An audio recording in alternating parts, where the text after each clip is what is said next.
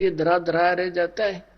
मालिक ने जो देना है वो अवश्य देगा, कर्म अवश्य करना पड़ेगा। कर्म करो, कर्म के बिना तो ये शरीर व्यर्थ हो जाएगा। क्योंकि इस बॉडी का जो कंस्ट्रक्शन है, इस परमात्मा ने यह बॉडी बनाई इसलिए शरीर मनुष्य का कि इस पर मेहनत जरूर करनी चाहिए, नहीं तो ये व्यर्थ हो जाएगा, ये तो कंडम हो जाएगा, बेकार है तो माटी का पुतला। तो इसलिए मालिक ने इसको ऐसा बनाया, कोई ना कोई प्रयत्न क्रिया कर्म करते रहो, इसमें रोग भी कम होंगे उससे। तो उसके लिए अपना काम करना है। काम भी बहुत होता है, जैसे पेट के लिए कुछ तो करना ही है, तो लेकिन इतना करे जो भक्ति में बाधक ना हो, और ये याद रहे कि ये मेरा नहीं है, चलने की तैयारी रखे। तो इस प्रकार फिर हम ये व्यर्थ के जो प्रयत्न करते हैं, समय व्यर्थ करते हैं, उसको भक्ति और परमात्मा के गुणगान में करेंगे। और हमने इसमें सबसे ज्यादा गलती क्या कर रखी है, अपनी परंपराएं बढ़ा दी। जैसे लड़की का विवाह या लड़के का विवाह करते, इसमें हम ड्रामा करते हैं, विवाह नहीं करते, सांग करते हैं, डीजे लाते हैं, नाच करते हैं, दारू पीते हैं। कोई बात है या? बच्चों का विवाह तो भगवान ने कर रखा होता है, हम तो बकवाद करते बेमतलब की। एक व्यक्ति अपनी लड़की के लिए लड़का खोजने के लिए 4-4 साल लगा रहता है, नहीं होता संयोग, और परमात्मा चाहता 2 मिनट में कर देता है। तो फिर हमारे सारे काम भगवान से होंगे, और उसके हाथ में संस्कार जोड़ने और तोड़ने। तो हम अब भगवान के बच्चे हो गए, उसने हमारी भी चिंता और हमारे बच्चों की भी चिंता, तो सारे काम आप होंगे। इस प्रकार हमने ये ब्याह के अंदर बिल्कुल खर्च नहीं करना, ये कोई नियम प्रतिबंध ना मानना। प्रतिबंध तो उनके लिए, बच्चों के लिए जो अभी अबोध है, फिर ज्ञान से अपने आप हो जाएगा। बेटी को भी ये विश्वास होना चाहिए कि मैं जहां रहूंगी भगवान मेरे साथ रहेगा, और जो मुझे भाग्य में है वही मिलेगा। यदि मैं पीछे से लेने की आस रखूंगी तो भगवान का हाथ उठा रहेगा कि तू उधर से ले ले। तो अब एक पिता अपनी पुत्री को कितना दे सकता है? क्या आजीवन का खर्चा दे सकता है? वो सपने में नहीं दे सकता, पुत्र का नहीं दे सकता, बेटी तो बहुत दूर की बात है। तो अपनी बेटी को ये विश्वास दृढ़ करे, ये ज्ञान समझावे कि बेटा भगवान साथ है तो सब कुछ साथ है तेरे, कोई काम नहीं रहेगा, किसी चीज की अभाव नहीं रहेगा, ये सत्कर मान ले। और फिर ये ऋण, एक दूसरे का ऋण मुद्दा हम किसी से लेते हैं तो उसका संस्कार हमारे साथ आ गया, फिर उसको देने के लिए फिर वापस यहां मरना पड़ेगा, खपना पड़ेगा। अब कोई रिश्वत लेता है, अब बालक है वो अनजान, उसको पता नहीं तू क्या जुल्म करने जा रहा, कितना अपने वजन सिर पे रख लिया। आज की रिश्वत लेता है, 10,000 20,000 ले ली और खा पी फुर कर दिया, और वो पाप न्यू का न्यू रह गया, उसका देन कर्जा न्यू का न्यू। अगले जन्म में मंडी में बैल बनेगा और उसमें रेड़ी में जोड़ा जाएगा, और इतना ऊंचा लाद का उसके ऊपर बोरे, और वो जिसके 20,000 ले रहा था वो 1 लाख बन जाएंगे इतने, और उसके ऊपर खुद बैठेगा और नीचा लगा तो बैल के लठ मारेगा। वो अधिकारी वहां बैल बनकर पूरे कर रहा होगा। ये सत्कर मान लेना, ये विधान है भगवान का। जिस दिन हम इतने सियाने हो जाएंगे, ये विश्वास हो जाएगा कि सचमुच ऐसा है, तो फिर हम इस विष को नहीं खाएंगे। ऐसा हम गलती नहीं कर सकते। परमात्मा कहते हैं तुमने उस दरगाह का मैल नहीं देखा, और धर्मराज के तिल तिल का लेखा। एक एक पाई का हिसाब है वहां पर, एक एक नए पैसे का हिसाब भगवान के दरबार में। इस बात से परिचित बच्चा फिर कभी इस पंगे में पांदे को ना, इस लफड़े में नहीं पड़ेगा, और उसको डर लगेगा। और फिर कि देखो कितना प्यार बढ़ेगा। इब जैसे त्योहार आते हैं, कोई बात हुई, वो व्यर्थ के खर्चे जो गले इतने तले जाने पड़ेंगे, सूट लड़की के, तीज आएगी और उसमें फिर मिठाई आइटम से बना करके इतने तो पहुंचाने पड़ेंगे। वो इधर भाग रहा है, वो इधर भाग रहा है। 100 रुपये का घ्योर, मेरे ख्याल में 200 रुपये का खर्चा किराए का, और वो कपड़े भी मतलब कि वो काम आवे नहीं। तो इस तरह की जो हमने ये परंपराएं बना रखी हैं, ये खत्म करनी पड़ेंगी। लड़की के फिर भात आता है, भात के अंदर जिस बेटी के भाई नहीं है, जिस बहन के, अब वो कमरों में बड़बड़ होती है, और बात के सांग होया बताइयो कोई तो कोई ये एक ब्याह घर क्या का शुरू हो जाता है, एक बेटी का छोरी का बड़का का हो रहा है, एक घरवाला का शुरू हो गया, बात खातिर तैयारी करेंगे, 3-4 भाई हैं तो इतने दे तो इतने दे, इकट्ठे करो फिर हो जाएंगे, कोई बात है यार। तो इस तरह की जो परंपराएं हैं ये हमारी भक्ति बाधक है, और जिन ने ये नाम लेना है भक्ति करनी उनके लिए ये कंपलसरी है, बाकी समाज कुछ करो उसके लिए हमने कोई लेना देना नहीं। फिर जैसे ये त्योहार आते हैं रक्षाबंधन का, अब देख हम कहां पहुंच गए, रक्षा कौन करेगा, भगवान करेगा रक्षा, तो रक्षाबंधन हमने भगवान का करना चाहिए ताकि हमारी रक्षा करे। हम जाओ अपने भाई का रक्षा का सूत्र बांधना, हमारी रक्षा करेगा भाई। अब रक्षा रक्षा उद्देश्य ना रह रहा के देगा भाई, ये उद्देश्य लेकर जाती है बहने, ये कोई बात हुई, कहां ले जा छोड़ा। एक बहन कह रही थी कि आपका ज्ञान प्राप्त होने के बाद यह बात सच्ची लगने लगी मुझे, मैं अपने घर गई हुई थी रक्षा बंधन के दिन, अपने भाई का रक्षा बंधन रक्षा सूत्र, उद्देश्य तो बच्चों पढ़े लिखे पता लगेगा, हम पढ़ते थे भी ये भाई मेरी रक्षा करिए इसलिए धागा बांधती हूं। तो मैं इंतजार कर रही थी, भाई बाजार गया था और उसकी दुर्घटना होगी, भाई की शव आया भाई का घर पे, टक्कर मार मार रोए सारा परिवार, वो रक्षाबंधन भी गया, वो त्योहार भी बाढ़ में गया, और रोना पीटना बुरा हाल हो गया। अब फिर उसको पता चला, वो कहने लगी जब मेरा भाई अपनी रक्षा नहीं कर सका तो मेरी रक्षा कैसे कर देगा। तो उसने दूसरे भाई से कहा कि भाई, जब ज्ञान हो गया उस बेटी ने कि आजा मेरे साथ, तेरी रक्षा भी होगी मेरी भी होगी, भाई उस भगवान के दरबार में नाम ले ले, उसके रक्षा सूत्र बांधेंगे हम अपने भगवान के। कहने का भाव ये है, परमात्मा की शरण प्राप्त होने के बाद इस तरह की दुर्घटनाएं भी टला करती हैं यदि हम नियमित रहेंगे तो। इसी प्रकार जैसे ये त्योहार मनाते हैं दिवाली का, दीपावली, ये किस लिए मनाते हैं कि भगवान श्री राम सीता जी को लेकर घर लौटे थे, और फिर चलो पहले तो देसी घी के दीप जलाए जाते थे, हवन हो जाता था, वो भी बढ़िया बात थी, लेकिन एक दिन हवन कर देने से बात नहीं बनती। अपना रोज लगावे घी की दीप है, रोज हवन करे वो, और जब सीता जी को घर से निकाला फिर भी मनाओ तुम उसने, फिर भी दिवाली मना रहे हो, सीता तो घर से निकाल दी गई थी जिसके आने की खुशी में,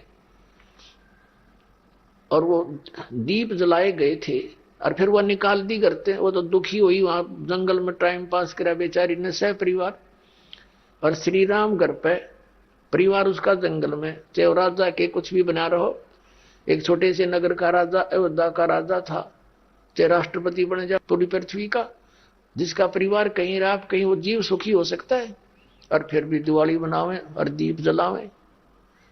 तो इस तरह की जो क्रियाएं हैं ये परंपरा है, सूझबूझ का कार्य नहीं है। फिर बम छोड़ते हैं त्योहार के दिन, तरह कितना प्रदूषण फैलाते हैं, आग लग जाती है। तो यह परंपरा बनाई तो बच्चे आकर्षित हुए, इसको समाप्त करेंगे धीरे धीरे। और क्या की खुशी, एक भगत कह रहा था, बोला जी नाम लेने के बाद ज्ञान हुआ हमें, और पहली बार त्योहार मनाया हमने अपना, हमने 10 वर्ष हो गए ना दिवाली मना ली, ना तीज त्योहार मनाए, और ना होली मनाई। कारण क्या रहा कि हमारा परिवार है, 5-6 भाई हैं मेरे दादा, उसमें किसी का कोई मृत्यु हो जाती है, कभी हमारे घर में हो जाती है। पिछली बार मेरी बहन विधवा होगी, सारा 1 साल तो फिर मनाना ही नहीं कुछ भी, 1 वर्ष पूरा नहीं हुआ इतना दूसरी घटना घट लेती है, और 10 वर्ष हो गया हमने कोई त्योहार मना के नहीं देखा। फिर कहाँ गई वो दीपावली। और परमात्मा कहते हैं इसे गंदे लोक में, जैसे नानक साहब जी से कहा था कि आप यहाँ खुशी नजर नहीं आते, मायूस बने रहते हो, तब नानक साहब जी ने कहा था ना जाने काल की कर डारे, किसी विध ढल जा पासावे, अर्जिन आते सरते मौत खुड़क दी उन्होंने केड़ा हंसावे। एक समय एक लड़के का ब्याह था, पहले दिन डीजे बजा रहे, घर में भी नाचे कूदे, बहन भी उसकी घुड़चड़ी पे उसका जो निकाली हुआ फेरी, वो भी चित्र समाचार पत्र में। अगले दिन विवाह के लिए जा रही थी बारात, वो दुल्हे वाली कार टकरा गई एक टैंकर से, ट्रक से या टैंकर से, 6-7 सदस्य थे, घर के भी थे उसमें 2-3 और वो दुल्ला भी सारे मर गए।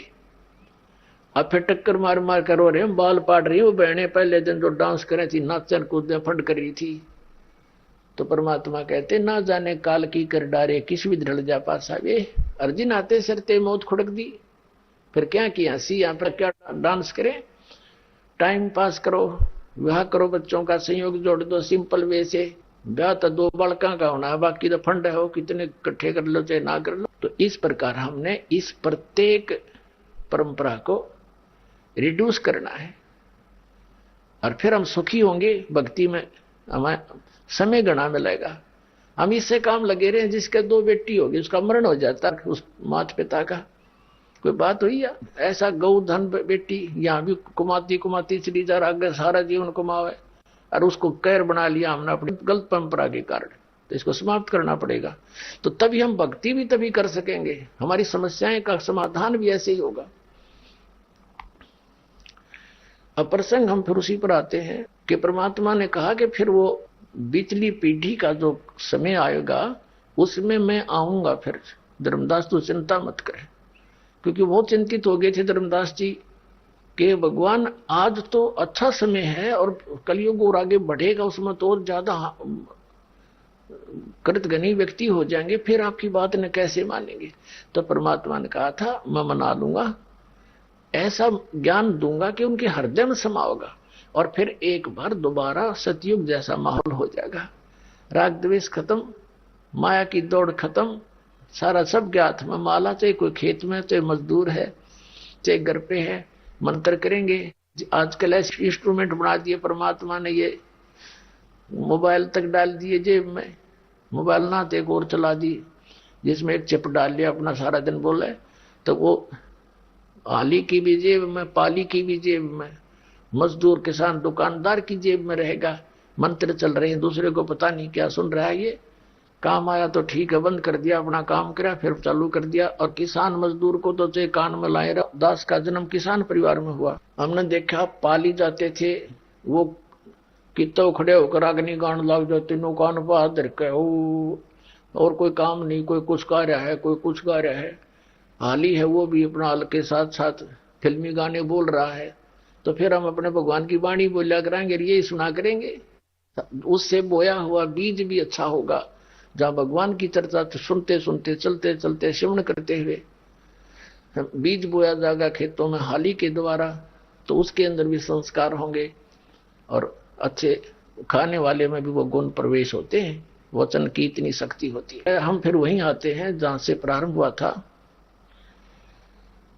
अब उस परमात्मा के पाने का, उस भक्ति का जो विधि क्या है, सतलोक जाने की, उस लोक को पाने की जहां सदा सुखी रहता है प्राणी, उसकी साधना क्या है, वो 3 बार में पूरी होती है। तो प्रथम मंत्र जो है, ये पहले 5 नाम देते थे परमात्मा, अब कंप्लीट कोर्स अब देना है। जिन महापुरुषों को दिया उनको तो कंप्लीट दे दिया था कि तुम ये सिमरण करो, लेकिन आगे ये दान करना। गरीबदास जी के बारे में परमात्मा ने कहा था कि 12वां पंथ जो गरीबदास का होगा 1774 में उसका जन्म होगा, फिर उसको मिलूंगा मैं आकर के। संवत 1784 में कबीर परमात्मा सतलोक से आए थे, वो लीला करते हैं मालिक ऐसे ही, और गरीबदास जी को मिले थे। 10 वर्ष के बालक थे गरीबदास साहिब, खेतों में पाली थे अपने गौओं के। तो वहां से परमात्मा उनको प्रथम मंत्र देकर गाय के दूध के द्वारा, वो पान का अर्थ होता है पेय पदार्थ के साथ में, दादू साहिब जी को दिया था एक पान के पत्ते पे अपने करमंडल से जल डालकर। और भी लीला है लेकिन वो बार बार बतानी समय नहीं इतना, तो उससे दिया था। गरीबदास जी को दूध के साथ दिया था। तो अब वो जो परवाना प्रथम है, वो पान परवाना यानी पेय पदार्थ के साथ दिया गया भक्ति का मंत्र, वो पान परवाना कहलाता है। दास आपको जो देता वचनामृत, वचन से उसको बना दिया जाता अमृत, और साथ में मिश्री, ये आपका और प्रथम मंत्र दिया जाता। अब ये 7 मंत्र का देना है। ये 7 मंत्र का क्यों देना है, अब ये कहां प्रमाण है, ये सूक्ष्म वेद के अंदर है। और वो सूक्ष्म वेद परमात्मा ने दोबारा वाणी गरीबदास जी के माध्यम से क्यों उजागर करवाई, क्योंकि उनको मालूम था कि ये काल के दूत कबीर पंथ में कबीर पंथी कवा के उसमें फेरबदल कर देंगे। तो कबीर सागर में बहुत सारा इन्होंने कुछ परिवर्तन करने की चेष्टा की है, जिसने जो अनुकूल लगा वैसे ही फेरबदल कर दिया। तो उसकी पूर्ति कबीर परमेश्वर जी ने, परम अक्षर ब्रह्म ने, आदरणीय गरीबदास साहिब जी, गांव छुड़ानी, जिला झज्जर, हरियाणा वाले के द्वारा कराई है। तो उसमें ब्रह्म वेदी के अंदर गरीबदास जी ने अपने ग्रंथ साहिब में, जो कि एक गोपाल दास नाम के दादूपंथी संत ने लिखा था और आदरणीय गरीबदास साहिब जी ने बोला था, तो उसमें कंप्लीट लिख रखा है। ये पूरे 7 मंत्र लिखे और पूरा जो है गरीबदास का जो पंथ है इस मंत्र को कभी प्रयोग नहीं करता। वो क्या नाम देते, क्योंकि दास का निकास उस गरीबदास पंथ से ही है। मेरे गुरुदेव को छोड़कर इन मंत्रों को कोई गरीबदास पंथ में नहीं देता था। अब चाहे इस दास की सुनकर कोई देने लग गया हो तो वो अधिकारी नहीं है, क्योंकि परमात्मा ने एक ही परंपरा लानी थी, लिंक जोड़ के यहां तक इस दास तक। तो मेरे जो गुरु जी के जो गुरु भाई थे उससे भी दास मिला था। वो बहुत वृद्ध हो रहे थे। गोपालपुर गांव है खरखोदा के पास, जिला सोनीपत, हरियाणा में।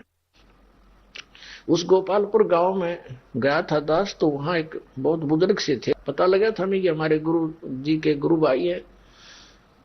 उनसे बातचीत हुई, उनसे पूछा आप क्या मंत्र देते हो। वो कहते हैं, उनके शेष बैठे थे, उनसे पूछा कि ये देते हैं ओम भगवते वासुदेव नमः, और कीर्तन करते हैं, ज्यादातर वाणी बोलकर कीर्तन करते हैं। ठीक है। फिर पूछा कि दूसरा एक मंत्र और भी देते हैं, वो केवल साधु संतों को देते हैं, जो जिनको वो संत बना देते हैं, कपड़े दे देते हैं लाल।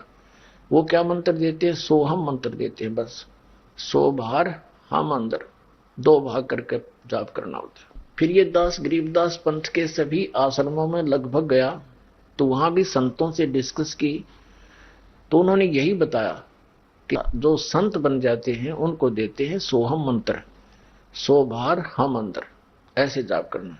और गृहस्थियों को देते हैं हम ये ओम भगवते वासुदेव।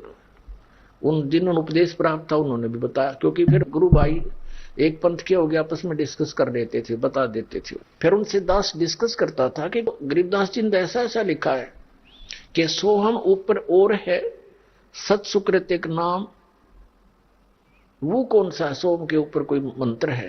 कहते नहीं नहीं ऐसा कुछ नहीं, और कुछ नहीं, बस इतना ही। हाँ भाई ठीक है। तो मेरे पूज्य गुरुदेव को, क्योंकि परमेश्वर कबीर साहिब से गरीबदास जी को वे मंत्र दिए गए और उनको बता दिया था कि आगे नहीं बताना किसी को, लिखवा दे, सारे लिखवा दिए उन्होंने। तीनों मंत्र लिखवा रखे हैं, सारनाम भी, सतनाम भी, और ये प्रथम मंत्र भी। तो उसके बाद फिर गरीबदास जी ने शीतलदास जी को, यह हमारी पूरी गुरु परंपरा है आपके, इसमें भक्ति बोध नामक एक पुस्तक है जो नित्यनेम की बना रखी, इसमें कंप्लीट लिखा हुआ है। परम पूज्य कबीर परमेश्वर जी से उपदेश प्राप्त हुआ आदरणीय गरीबदास साहिब जी को, और पूरा ज्ञान दोबारा मालिक ने, कबीर परमेश्वर जी ने अपना अध्यात्म कंप्लीट कोर्स और ज्ञान गरीबदास जी के द्वारा दोबारा प्रकट करवाया, उजागर करवाया। तो गरीबदास जी ने दिया संत श्री शीतलदास जी को। शीतलदास जी का आश्रम है गांव बराना, जिला झज्जर, पहले रोहतक था।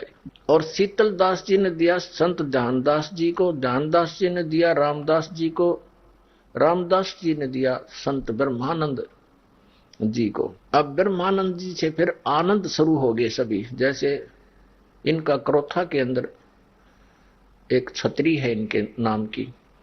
और फिर श्री ब्रह्मानंद जी से संत जुक्तानंद जी को मिला, संत जुक्तानंद जी से संत गंगेश्वरानंद जी को मिला। बाजितपुर दिल्ली में इनका आश्रम है। और संत गंगेश्वरानंद जी से संत चिदानंद जी, पंडित चिदानंद जी महाराज को मिला। ये पंडित क्यों कहलाए चिदानंद जी? ये वैसे जाट कुल में जन्म था इनका, लेकिन ये काशी विद्यापीठ से पढ़कर 4 विषय के आचार्य बन गए थे, इसलिए पंडित चिदानंद नाम से जाने जाते हैं। और श्री चिदानंद जी से मेरे पूज्य गुरुदेव जी संत रामदेवानंद जी को ये नाम मिला, उसने फिर इस दास को दिया। तो ये कड़ी बनी आई थी। केवल इस परंपरा में गरीबदास जी को कबीर साहब ने हिदायत दे दी थी कि केवल एक संत सिलेक्ट करना जो मैं संकेत करूंगा तुझे।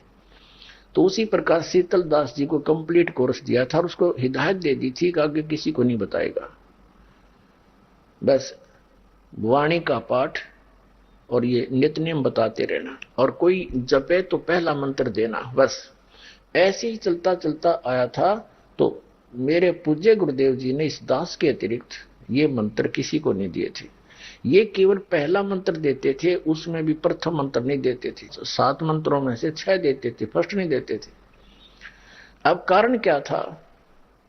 अब कोई ये सोचे कि क्या इनको मालूम नहीं था? इनको सब मालूम था, लेकिन आदेश परमात्मा का नहीं था। इन मंत्रों से मोक्ष तो नहीं हो सकता, लेकिन अन्य लाभ मनुष्य अधिक से अधिक मिलते रहे। अब ये मनुष्य जीवन मिलते रहे तभी तो आप जी जो परमात्मा की खोज में लगे हो, ये पिछले मनुष्य से ही मनुष्य जीवन प्राप्त आपको, तभी तो इतनी अच्छी लगन है मालिक के प्रति। तो अब ये आपको ये नाम मिल जाएगा, कंप्लीट कोर्स, आपका कल्याण होगा। तो इसलिए छुपा के रखना था। अब ये कंसेप्ट क्लियर किया जा रहा है कि परमात्मा के पाने की विधि कौन सी है, वो साधना क्या है। प्रथम मंत्र पान परवाना, इसमें अब 7 मंत्र हो गए जो आपको दिए जाते हैं, और इनमें से 5 नाम देने के लिए कहा था अन्य को।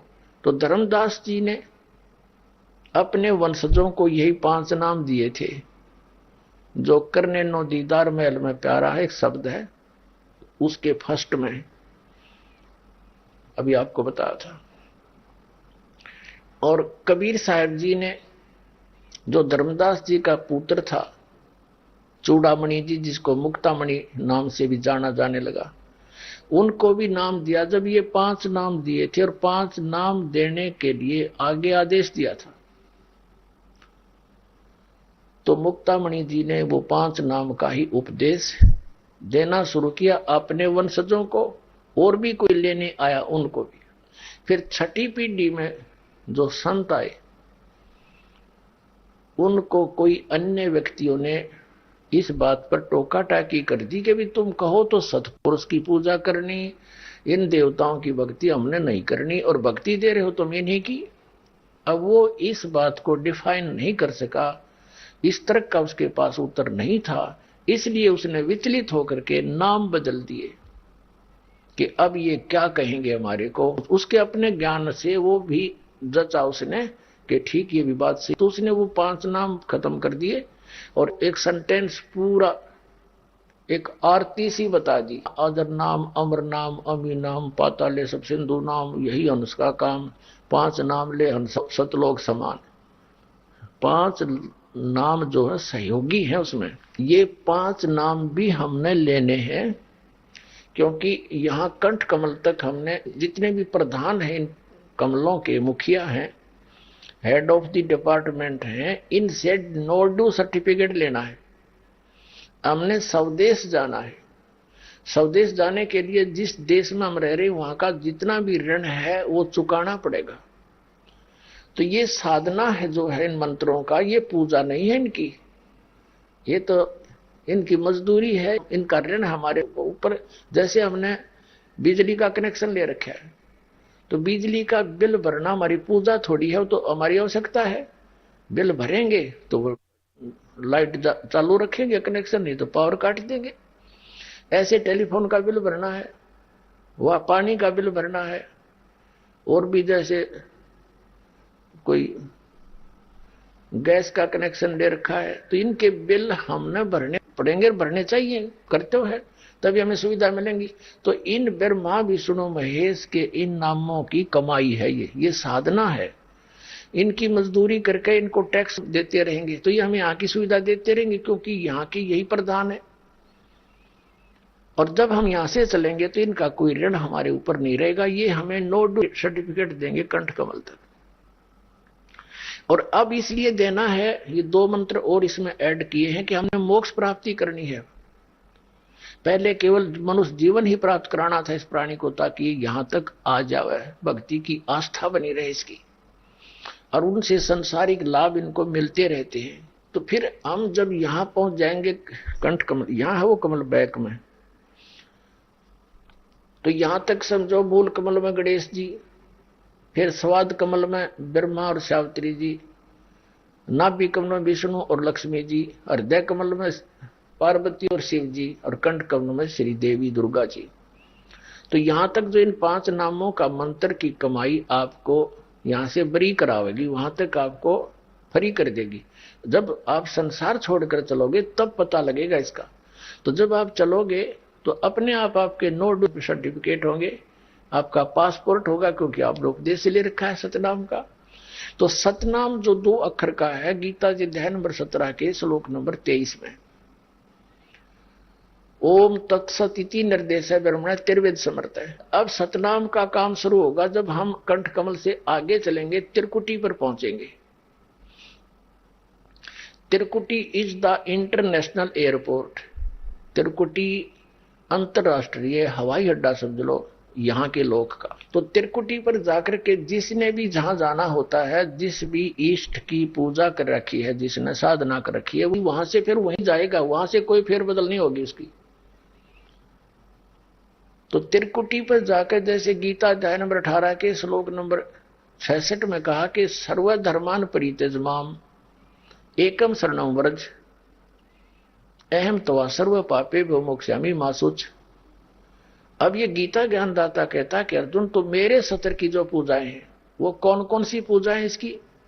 एक तो ओम नाम की, एक 5 यज्ञ करते हैं हम। एक यज्ञ है धर्म की, जैसे यहाँ भंडारे चलते हैं, आप दान करते हो, उसका सब बहन भाइयों को भंडारा किया जाता है। दुखी प्राणी आते हैं, भगवान की अच्छी आत्मा यहाँ आती है, तो इनको खिलाया हुआ अन्न दान भोजन बहुत लाभ देता है। वैसे तो भोजन राह चलते व्यक्ति को कोई भी द्वार पा जा, चाय पानी भोजन दूध अवश्य कोशिश करे पिलाने खिलाने की, उससे भी पुण्य होता है। लेकिन ये अलग पुण्य है। जैसे एक तो पशु पालते हम, एक तो गाय है बगैर दूध वाली, वो भी कोई बुरी नहीं है, तो और एक दूध वाली, तो दूध वाली को हम अलग से आहार देते हैं। तो उसको आहार जो देते हैं वो बेनिफिट देती है, दूध देती है, और आहार हम दूसरी को भी खिलाते हैं, वो कुछ नहीं दे पाती। तो इस प्रकार हमने ये समझ लो कि जो संत भक्तों को खिलाया जाता है तो उसका प्रतिफल मिलता है शीघ्र, ऐसा समझो। तो ये धर्म यज्ञ है। अब लाभ तो उनसे भी होता है जो आम प्राणी को हम भोजन कराते हैं, आने वाले को, वो भी बहुत पुण्य है। भूखा भोजन देते हैं, पहुंचेंगे परवान, उसका भी पुण्य है।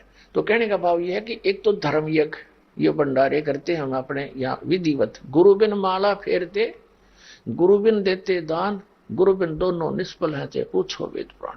तो इसमें सबसे पहला गुरु होना चाहिए, सतगुरु कहो चाहे गुरु कहो। ये जिनके इनकम्प्लीट नॉलेज है इसलिए सतगुरु कहना पड़ा उसी को, वैसे गुरु शब्द पर्याप्त है। तो गुरु होना अनिवार्य है, और गुरु भी पूर्ण हो।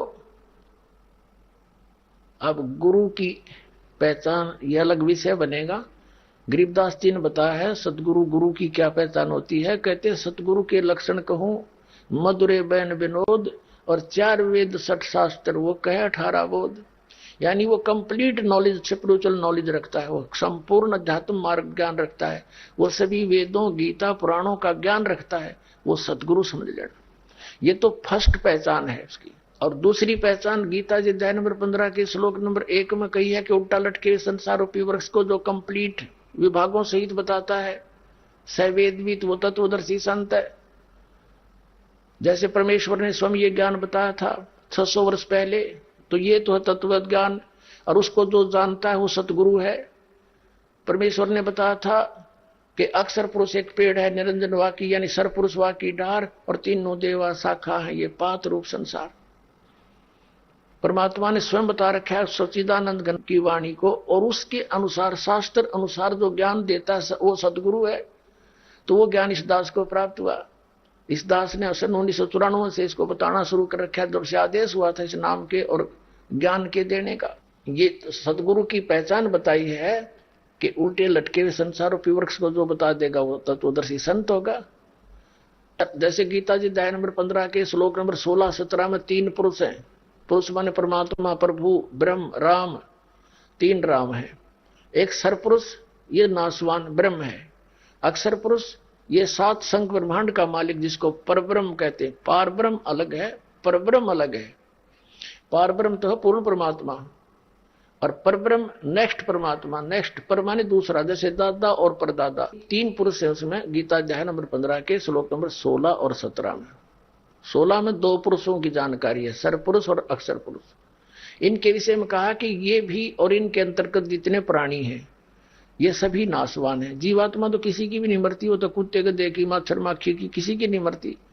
उस दृष्टिकोण से बताया कि ये नासवान है, सरपुरुष भी और अक्षर पुरुष भी। और फिर 17वें श्लोक में बताया है 15वें अध्याय के गीता जी में कि उत्तम पुरुष है तो अन्य वो परमात्मा है उदाहरते। ये लोग तरम अविषय वृत्ति अवैश्वर संसार रूपी उल्टे लटके हुए वृक्ष की जो जड़ है, मूल है, वो ऊपर को है, ऊर्ध्व। वो कौन है? वो परम अक्षर ब्रह्म है। और वहां से सबकी उत्पत्ति हुई है। वही तीनों लोकों में प्रवेश करके सबका धारण पोषण करता है। अर्थात पूरे वृक्ष को, पेड़ को जड़ से ही, मूल से ही आहार प्राप्त होता है। यानी सबका धारण पोषण करने वाला भी वो सत्पुरुष ही है, अमर पुरुष है, कबीर साहब है। तो और वही परमात्मा कहा जाता है। परमात्मा का अर्थ है श्रेष्ठ आत्मा, अच्छी आत्मा। अब यहाँ क्या हाल हो रहा है हमारा, तो यहाँ का मालिक अच्छा हो सकता है? किसी की आंख फूट गई, कोई अंधा फिरा, किसी कैंसर हो रही, बेटा मर गया, किसी को कोई कष्ट है, किसी का कोई हाल कैंसर से दुखी है, कभी फ्लड आ गया तो पूरे के पूरा क्षेत्र मर जाओ मर जाओ, अकाल पड़ गया मारो टक्कर, एक्सीडेंट हो गए सारे मर जाओ मर जाओ। तो ये परमात्मा का क्षेत्र है। ये तो काल कसाई का क्षेत्र बताया परमात्मा ने।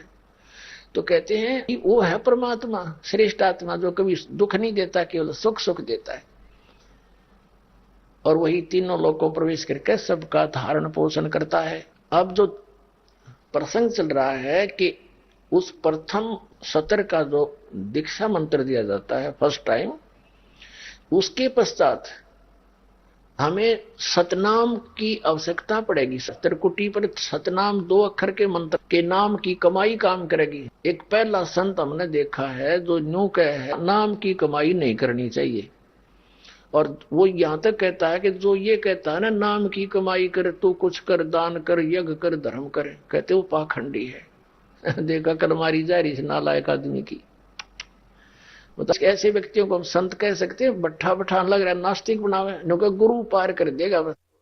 एक धू धू के शब्द है, धू धू एक शब्द है, फिर अब कहा जाता ना सुना जाता। फिर तूने कहां से सुन लिया? हो ना वो कहने का, ना सुनने का, ना वो बोलने का, तो आपने कैसे प्राप्त हुआ?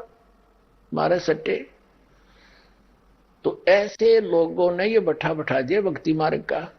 अन्यों का है इस पूरे ब्रह्मांड में, इस ब्रह्मांड में मेरे पास जो वस्तु है किसी के पास नहीं। नाशकरण की वस्तु है तेरे पास, जीवन की, बट्ठा बठान की, और इसी की जरूरत बिना किसी ने तेरे पास बनी रहे। वो अपने आत्माओं, सभी जितने भी संत हैं और श्रद्धालु हैं ये पुण्य आत्मा है। अब बिना ज्ञान के डले ढोरे हैं। अब परमात्मा ने इस दास को भेजा है। अगर ये भगत है और संत है, संत का अर्थ क्या है? क्या वो खुदा बन गया? वो भी तो परमात्मा के पाने की ही के प्रयत्न में है। अगर भगवान नहीं मिला तो ये कहते हैं उस साहिब के दरबार में उल्टे लटके ये संत और महंत गधा बना फिरेगा, फिर कहां जाएगी? या फिर इसकी जो आज बना बैठा है ये प्रभु। अब दास तो आपको बता रहा है कि 5 यज्ञ करनी होती है। यज्ञों का जो चल रहा था, 5 यज्ञ है। एक यज्ञ धर्म की, दूसरी यज्ञ ध्यान। अब ध्यान ये हठ योग नहीं है। जैसे किसी का कोई टेंशन हो जाती है किसी बात की, तो रह रहकर उसका दिमाग वहीं रहता, माइंड बात करता है, 2 सेकंड के बाद फिर अकेला हुआ ना, और वहीं ध्यान वो उसी पर रहता। तो ऐसे इस मंत्र के ऊपर परमात्मा की महिमा पर ध्यान रहे, उसके गुणगान, उसकी याद बनी रहे। This is meditation. ये सहज ध्यान है कि संसारिक बातों में कम और मालिक पर ज्यादा आपकी सुरती टिकी रहे। That is meditation. संतों का ये सहज ध्यान है, सहज मार्ग है। जैसे आप यहाँ सत्संग में आते हो तो यहाँ आपका ध्यान मालिक में रहता है। ये ध्यान यज्ञ हो रही है। एक यज्ञ धर्म की, दूसरी यज्ञ ध्यान, तीसरी यज्ञ हवन की या देसी घी की जोत जलाई जाती है और सबको सलाह दी जाती है घर घर में अपना जोत जगाओ। पहले हमारे पूर्वज सभी यही किया करते थे। इन नास्तिकों ने यह भी बंद करा दिया, ये धन धन सदगुरु जय गुरुदेव वाले और राधा स्वामी वाले और ये इस तरह के जम्मू वाले, इन्हें सब बंद करवा दिए। कुछ नहीं करना, दान नहीं करना, यज्ञ नहीं करना है। वो भी जो थोड़ा बहुत रहा थी हवन यज्ञ की मिलनी थी वह भी बंद करवा दी। और ज्ञान इनका कक्ष है नहीं, ज्ञान यज्ञ हुआ करे सत्संग से, और सत्संग कहते हैं सच्चे ज्ञान को। इनका ज्ञान निराडंगा। सतलोक में क्या बताते हैं, बोला निराकार भगवान है। एक चतुरता दिखा के बोला प्रकाश उत्पन्न किया परमात्मा ने एक शब्द है, फिर उसमें खुद समा गया जैसे पानी में चीनी हो गया, एक रस लोथड़ा बन गया उदय प्रकाश का। फिर चेतन हो गया, उसको ऊपर फेंक दिया, भगवान आप पे चटक दिया, वो बूंद सी बन गई, बिंदु बन गए, वह बन गई आत्मा। और उस प्रकाश में ऐसे फिरती है, आनंद लेती है, टट्टू आनंद लेती है। भगवान वह है नहीं, फिर उस समुद्र में धक्के खाओ मछलियां। जबकि वास्तविकता क्या है, धर्मदास साहिब जी को परमात्मा परम पूज्य कबीर साहब लेकर गए सतलोक में, सारी व्यवस्था दिखाई, वहां पे छोड़ा, उसने सच्ची बताई, भाई भगवान आप ही हो। वहां भी देखा मालिक को उसी साकार रूप में, नीचे भी देखा, वहां सब हंस देखे, उनकी आकृति सब कुछ वर्णन कर रखा उन्होंने, क्या रूप है, कैसे है। वहां फल फ्रूट है, स्त्री पुरुष का भी वहां पर एक ऐसा जोन है जहां पर स्त्री पुरुष रूप में भी रहते हैं। आइए अब हम उन श्रद्धालुओं के अनुभव जानते हैं जो जगत गुरु तत्वदर्शी संत रामपाल जी महाराज जी से दीक्षा प्राप्त कर चुके हैं तथा उनके द्वारा बताए गए भक्ति मार्ग पर चल रहे हैं। नमस्कार सर। सत साहेब। सर क्या नाम है आपका? सतपाल पांचाल। सतपाल जी आप कहाँ से हैं? कृष्ण बिहार दिल्ली से जी। सर संत रामपाल जी महाराज से नाम दीक्षा आपने कब ली? 14 जून 2010 में जी। सर संत रामपाल जी महाराज से नाम दीक्षा लेने से पहले क्या आप कोई भक्ति साधना भी करते थे? सर जी मैंने सुना था कि खेकड़ा में परमात्मा संत घिसादास को मिले हैं, तो मैं उसी तलाश में लग गया कि हाँ परमात्मा मिलता है, मैं भी परमात्मा से मिलना चाहता हूँ। ऐसे परमात्मा की तलाश में गुरु बनाता रहा जी। तो मैंने राजेंद्र सिंह महाराज की शरण में गया, वहाँ भी ठीक ज्ञान नहीं मिला। उनके बाद आशुतोष जी महाराज की शरण में गया, वहाँ भी ज्ञान ठीक नहीं मिला। के बाद धन धन सतगुरु लोग के यहाँ गया, वहाँ भी ज्ञान ठीक नहीं मिला। उनके बाद व्यास राधा स्वामी में गया जी, वहाँ भी ठीक ज्ञान नहीं मिला। 15 साल तक बहुत गुरुओं की शरण में गया, बाकी परमात्मा ज्ञान ठीक से कहीं मिल नहीं पाया। सर आप आशुतोष जी महाराज, राजेंद्र सिंह जी, गुरमीत राम रहीम सिंह जी और राधा स्वामी पंथ में भी गए और भी गुरु आपने बनाए, लेकिन ना तो आपको परमात्मा मिला ना ही आपकी परेशानियां ठीक हुई। तो फिर आप संत रामपाल जी महाराज की शरण में कैसे आए? संत रामपाल जी महाराज की शरण में ऐसे आज ही मैं आशुतोष जी महाराज के सत्संग में जा रहा था और रास्ते में संत रामपाल जी महाराज का सत्संग हो रहा था, तो उनका ज्ञान सुनने के लिए मैं वहाँ सत्संग में बैठ गया। तो जब महाराज जी ने धर्म शास्त्र दिखाए और परमात्मा के विषय में जानकारी दी कि परमात्मा पूर्ण परमात्मा कबीर साहब हैं, तब हमको पता लगा कि पूर्ण परमात्मा कबीर साहब हैं। तब हम 2004 में फिर मैंने संत रामपाल जी महाराज से नाम दीक्षा ली। नाम लेने के बाद फिर महाराज जी दर्शन दे रहे, महाराज जी के चरणों में गया, फिर मेरे को वहाँ चरण सेवा मिली। परमात्मा ने बोला बेटे डगमग नहीं होना और भक्ति पर लगे रहना, भटकी हुई आत्मा तुमने पता नहीं कितने गुरु की शरण में गए, कितने गुरु बनाए, कितना ज्ञान सुना, पर यहाँ आने के आपकी तृप्ति होगी और आप भक्ति में अडिंग लगे रहना, डगमग नहीं होना। सर आप 15 साल तक बहुत सारे गुरुओं की शरण में गए, फिर आप श्री संत रामपाल जी महाराज की शरण में आए, तो सर आपको आशुतोष जी महाराज, राजेंद्र सिंह जी, गुरमीत राम रहीम सिंह जी और राधा स्वामी पंथ के पंथों में और संत रामपाल जी महाराज के पंथ में क्या भिन्नता नजर आई? सर जी बहुत गुरुओं की शरण में गया, बाकी परमात्मा ज्ञान ठीक से कहीं मिल नहीं पाया। वहाँ पे जितना भी ज्ञान है वो सब ज्ञान मौखिक बताया जाता है। अपनी बनाई हुई किताब, अपनी बनाई हुई पुस्तक, अपना बनाया हुआ ज्ञान अपनी लिख दी उन्होंने कि चाहे रेल भर लो, पर उनका ज्ञान, उनकी बात खत्म नहीं होती। परमात्मा के विषय में संत रामपाल जी महाराज ने सभी धर्म शास्त्रों में प्रूफ कर दिया, प्रमाणित कर दिया कि वो पूर्ण परमात्मा, पूर्ण ब्रह्म, परम पिता परमात्मा, सृष्टि का रचयिता, आल कंट्रोलर, करनहार, करतार, परवरदिगार, अल्लाह अकबर, वो ना विकार है, नर आकार है, सह शरीर है, उसका नाम कबीर है। सभी धर्म शास्त्रों में संत रामपाल जी महाराज ने लिखा हुआ, प्रूफ करा कि परमात्मा कबीर साहब हैं। सर, बहुत सारे गुरुओं के पास भटकने के बाद, संत रामपाल जी महाराज की शरण में आने के बाद आपको परमात्मा मिले, तो फिर परमात्मा मिलने के बाद क्या आपको लाभ भी प्राप्त हुए? परमात्मा मिलने के बाद मेरे को ये लाभ हुआ जी। एक बार मैं अपने कृष्ण विहार गुरुद्वारे में मैं काम कर रहा था। 20 फुट ऊंचाई पे पैड़ बंधी हुई थी और वहां पे मतलब पैड़ टूट गई और मैं ऊपर से गिरा। गिरते मेरा पैर टूट गया। पैर टूट गया तो मैं चलने में, काम करने में असमर्थ रहा। चोट लगते ही मैंने परमात्मा से प्रार्थना करी, परमात्मा गुरुदेव संत रामपाल जी महाराज, मेरे को चोट लग गई, पीछे परिवार खाने वाला है और कैसे गुजर बसर होगी। परमात्मा ने ऐसी दया मेहर करी कि 1 साल तक किसी बात की कोई कमी नहीं रही और सब बातों की मौज रही, पैर भी ठीक हो गया जी। और मैं क्या नाम से पहले बीड़ी बहुत पीता था जी। सभी संतों की शरण में गया, बहुत गुरु बनाए, सबको बोला भाई मेरे को एक ऐब लगा हुआ है और ये ऐब किसी तरह छूट जा तो बहुत बढ़िया बात होगी। बाकी मेरा बीड़ी का है वो किसी भी संत से, किसी भी गुरु से छूट नहीं पाया। पर जब मेरे को पता लगा भाई संत रामपाल जी महाराज की शरण में जाने से सारे सुख मिलते हैं, सारे ऐब छूट जाते हैं, सारी बीमारी दूर हो जाती हैं। जिस दिन से संत रामपाल जी महाराज की शरण में जाने के लिए घर से चला और बीड़ी बाहर निकाल के रख दी, उसी दिन से बीड़ी छूट गई। उसके बाद मैंने बीड़ी को हाथ नहीं लगा। हमारी भगतमती को रसोली थी, रसोली, तो हमने बहुत उनका इलाज करा, बहुत देखभाल करवाई इधर उधर अस्पतालों में।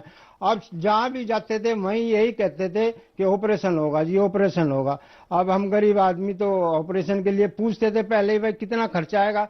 कोई कहता है 1 लाख रुपए आएगा, कोई कहे 90,000 आएगा। उसके तुरंत बाद ही बरवाला गई, संत रामपाल जी महाराज के चरणों में जाकर बोला जी मेरे को ऐसी ऐसी परेशानी है, ऐसा ऐसा मेरे को रसोली बता रहे, ऑपरेशन बता रहे, मेरे को बड़ा डर लगता है ऑपरेशन का नाम लेते ही। और संत रामपाल जी महाराज ने बोला बेटे ऑपरेशन करा ले। कि नहीं जी गुरुजी मेरे से ऑपरेशन नहीं कराया जाएगा, मैं तो बेहोश हो जाती हूँ, मेरे बस की बात नहीं। तो संत रामपाल जी महाराज ने उनको एक अमृत जल दिया, एक प्रसाद की पुड़िया दी कि बोला कि बेटी ये ले खून और ये ले ऑपरेशन और ये ले अपना इलाज, इसको खाना और अपना समाधान हो जाना, तुम्हारा बिल्कुल ठीक हो जाएगी। बेटा चिंता न करियो, भक्ति करते रहियो, परमात्मा दया करेंगे, ठीक हो जाएगी। बगैर ऑपरेशन के कोई ऑपरेशन नहीं हुआ, कोई दिक्कत नहीं हुई, कोई परेशानी नहीं। संत रामपाल जी महाराज की दया मेहर से आज बिल्कुल ठीक है। एक बार मैं अपने 3 मंजिल मकान है उसमें रिपेयरिंग करी सारे में, जहाँ भी कुछ रद्दो बदल करनी थी वो करी, जहाँ तोड़ फोड़ करनी थी वो करी। सारे मकान में चैंट होगी। चैंट होने के बाद मैंने सोचा कि भाई सफेदी करा ले तो ये सारा जगह जगह जो टुक्की लग रही ये सब दब जाएंगी। ऐसे मैं प्रोग्राम बना के सफेदी कराऊं। तो मैं सफेदी वाले आदमियों को बुलाने लगा, भाई कितने पैसे लोगे सफेदी करने के। कोई कहे 60,000 लेंगे, कोई कहे 50,000 लेंगे, कोई कहे 40 लेंगे, 30 लेंगे, 20 लेंगे। ऐसे होते होते मैंने सोचा मेरे पास तो 10,000 रुपये हैं, कैसे बात बनेगी, कैसे सफेदी होगी। तो ऐसे सोचते सोचते मैंने सोचा मगर अपने गुरु महाराज के चरणों में प्रार्थना लगा ले। और परमात्मा तो बताते हैं पैसे भी बढ़ा देते हैं, काम भी करवा देते हैं, मुकदमे भी फारिग करवा देते हैं, बीमारी भी ठीक कर देते हैं, मुर्दों को भी जिंदा कर देते हैं। तो परमात्मा हमारे ऊपर क्या इतनी रहम नहीं करेगा कि भाई हमारे मकान में सफेदी हो जा। तो हमने 10,000 12,000 जो भी हमारे पास थे एक तरफ पैसे रखकर कारीगर बुलाकर अपना गांव में से कारीगर बुला और लगा दिया। वो 1 महीना काम करा उसने। 1 महीने में उसकी 400 रुपये दिहाड़ी तय हुई थी। 12,000 रुपये बनते हैं 1 महीने के, और 12,000 रुपये में हमारा सारा सामान भी आ गया, मटेरियल भी आ गया, सफेदी भी होगी। और जो 1 महीना कारीगर ने काम करा काम भी हो गया, उसकी तनख्वाह भी दी गई और सारे मकान का काम बिल्कुल फर्स्ट क्लास हो गया जी। संत रामपाल जी महाराज की दया से सब बातों की मौज हो रही है। सर, जो दर्शक आज आपको देख रहे हैं, आप उन्हें क्या संदेश देना चाहेंगे? संत रामपाल जी महाराज की शरण में जाने से सारे सुख होंगे। और उनका सत्संग सुनो, उनकी पुस्तक पढ़ो और उनका ज्ञान सुनो और उनसे नाम दीक्षा लो। और नाम दीक्षा लेने से जैसे हमें सब सुख हुए ऐसे आपको भी सुख होंगे। सर, संत रामपाल जी महाराज से नाम दीक्षा कैसे ले सकते हैं? संत रामपाल जी महाराज से नाम दीक्षा टीवी पे सत्संग आते हैं जी। नीचे एक पट्टी चलती है, उस पट्टी में फोन नंबर होते हैं। वो फोन नंबर आप अपने पास लेके फोन करो तो आपको जहां आप रहते हैं वहां का एड्रेस बताओगे तो वो आपको नजदीकी नामदान केंद्र बताएंगे। आप वहां जाकर नाम दीक्षा लो और अपना कल्याण कराओ। धन्यवाद सर। सत साहिब।